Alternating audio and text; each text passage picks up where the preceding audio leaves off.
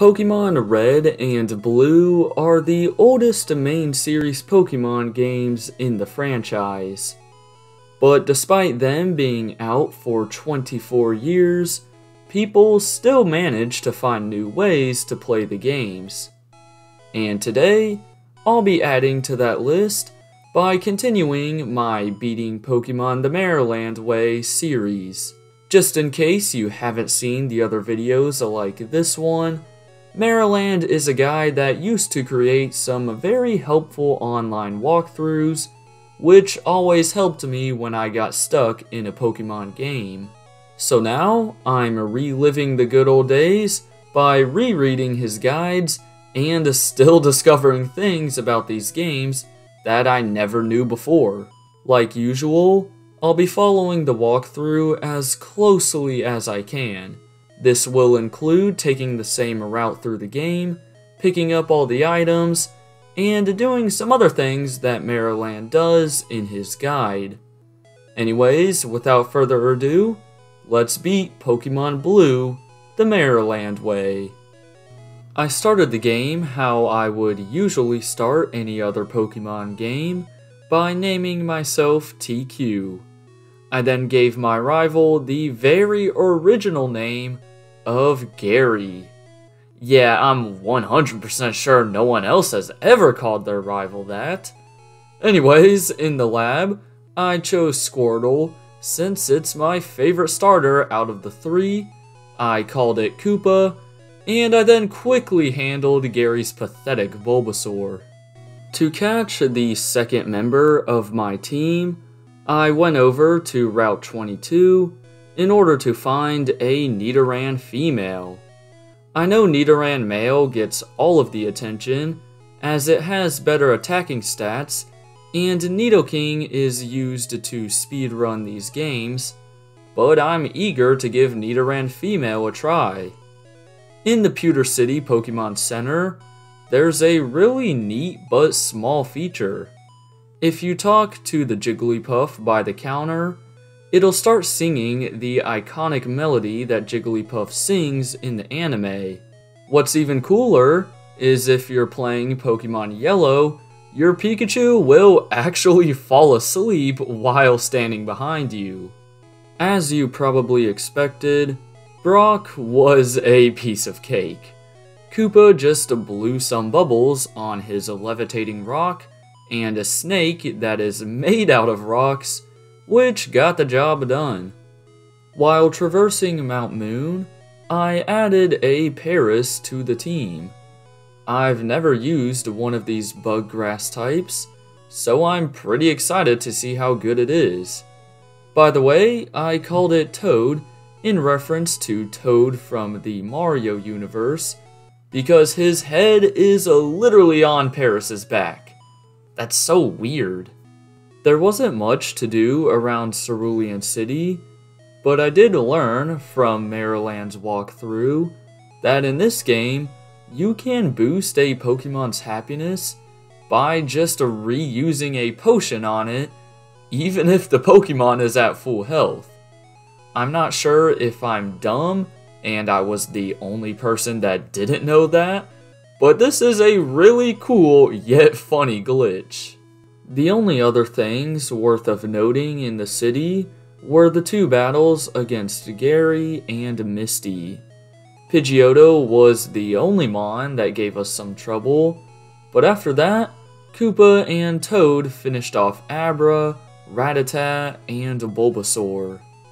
Misty Staryu stood no chance against my brand new Nidoqueen, while Leech Life actually came in handy for once with Paris, as it was enough to take down Starmie and to get the second gym badge. So apparently the two junior trainers that are talking to each other on Route 6 are a reference to Joe and Giselle from one of the earliest episodes of the anime, The School of Hard Knocks. This is because in Pokemon Yellow, the boy uses a Weepin' Bell, while the girl uses a Cubone. I assume those are the Pokemon that they have in the anime, but I'm too lazy to fact check that, so I'll trust Marriland. Toad, who is now a Parasect, was once again the MVP of the gym battle. Lieutenant Surge's Voltorb, Pikachu, and Raichu all got one-shot by a single dig. Also, yeah, I did forget to record the footage for the rival battle on the SS Anne, but it was just about as easy as the Lieutenant Surge fight. On Route 10, I caught a Voltorb, who is going to be my 4th team member. I always hear trash talk about it, since Voltorb and Electrode don't learn an electric type move in Generation 1. But we just got the TM for Thunderbolt, so it's time to prove the haters wrong. On the other side of the rock tunnel, one of the trainers talks about a Pokemon that is pink with a floral pattern. Apparently, this is a reference to Munna, who didn't come out until Pokemon Black and White, so that's pretty neat. This time around, I didn't forget to record the rival battle in the Pokemon Tower, but it was another easy one. Voltorb easily dealt with Pidgeotto, Gyarados, and Growlithe, while Parasect one-shot Kadabra and Ivysaur. While making my way to Celadon City, I continued catching new Mons, as I got myself a Vulpix, and I called it 10 Tails, instead of 9 Tails, because that's hilarious. There were some weird things going on in Celadon City, including this invisible PC. The reason why it's here is because this building uses the same layout as a Pokemon Center, but I guess the developers forgot to take out the PC. Team Rocket was also in town, but Toad knocked out Onix and Rhyhorn, while Pokeball, who is now an Electrode, took out Kangaskhan. The Erica battle started off horribly, as Victory Bell's combination of Poison Powder and Wrap took out half of my team. Nidoqueen came in to finally finish the job, and then Parasect handled the rest of the fight by leech-lifing Tangela and Vileplume. Man, I am glad that Poison is weak to Bug in this game, because without that feature, I would have embarrassingly lost to Erica. After that, it was straight on to Koga. I thought I could sweep his team with Parasect's Dig, but after killing Coughing, he got one-shot by Muck. However, this just allowed Electrode to come in and Thunderbolt his way through the fight. Electrode continued his killing streak against Gary in the Silph Co, as he took down Pidgeot, Gyarados, and Growlithe. I then sent out our brand new Ninetales to deal with Alakazam before Toad came in and demolished Venusaur. Once again, Giovanni didn't really pose a threat, so let's move on to Sabrina. The funny thing is, Kadabra and Mr. Mime dealt more damage to my team than Venomoth and Alakazam, even though they are supposed to be her stronger Pokemon. Nonetheless, it just made this fight easier, so I'll take it. Grimer is another Pokemon that I sometimes see get hated on, so I caught one in the Pokemon Mansion because I want to give it a shot. Also, look how happy he is about joining the team. How could you say no? Alright, get ready for Blastoise to pop off in the next 2 gym battles. Arcanine was the only Mon on Blaine's team that lived to surf, but he of course couldn't do anything to me, so that fight was over quicker than it started. It was then on to Giovanni, who got one-shot swept by Surf. And people don't say Squirtle is the best Gen 1 starter. The second to last rival fight played out similarly to the rest. Electrode took care of Pidgeot, Gyarados, and Alakazam.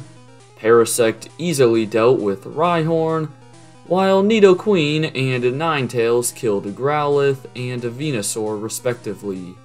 After grinding every one of my team members to level 55, here's a look at them before heading into the Elite Four. My team is pretty diverse, so I think I can counter most of the Pokemon we face in the Elite Four. Honestly though, Bruno's fighting types have me worried a little bit, as I think I'll just have to brute force my way through that battle. Anyways, without further ado, let's head on in. First up was Lorelei, and it was going great, as Electrode was zapping away all of her Pokemon. However, Lapras really screwed us over with Confuse Ray. Because of my awful luck, she managed to kill Pokeball and Toad before Blastoise finally finished her off. Well, I don't know why I was worried about the Bruno fight, as Koopa Surf one-shot all of his Mons, besides Machamp, who knocked himself out with a recoil from submission. Wow, this is really easy so far. Agatha didn't offer any more of a challenge, as Nidoqueen was able to one-shot all of her Mons with Earthquake, besides Golbat, who had to take an Ice Beam to the face from Blastoise. Lance was arguably the easiest of the Elite Four members, as his team of quote-unquote dragons all got taken out in a single hit, whether that was from Electrode's Thunderbolt or Koopa's Ice Beam. Well, I hate to say it, but even Gary wasn't much of a challenge. Pokeball killed Pidgeot like always, and then I let Ninetales deal with Alakazam. Rhydon, Gyarados, and Arcanine got KO'd easily, while Venusaur only took a couple of Leech Lives before going down, and ultimately making us the new champion. So we were relatively underleveled for that Elite Four run, but it was a piece of cake. Anyways, it looks like Marriland was going to continue the walkthrough, but I guess he never got around to it, as it just says coming soon at the bottom of the page. Because of that, I have decided to finish what Marriland created by completing the very small section of the postgame in Pokemon Blue. So, I made my way to the Cerulean Cave, aimlessly walked around until I ran into Mewtwo himself, and I ended this video off with a bang by using Explosion with Electrode to kill the mighty legendary Pokemon. And that's really all there is to beating Pokemon Blue the Marriland way. I noticed that this guide had a significantly less amount of hidden references or Easter eggs compared to the Heart Gold walkthrough that he made. But to be fair, Pokemon Red and Blue were the first Pokemon games in the franchise, so the developers really couldn't reference anything from the series. Nonetheless, I enjoyed learning about some of the glitches that I never knew before, as well as using some Pokemon that I've never gotten the chance to use. Also, I do plan on continuing this video series, but I'm not entirely sure what the next game is going to be yet. For now though, be sure to drop a like, subscribe, and hit that bell to see more. And until next time, deuces!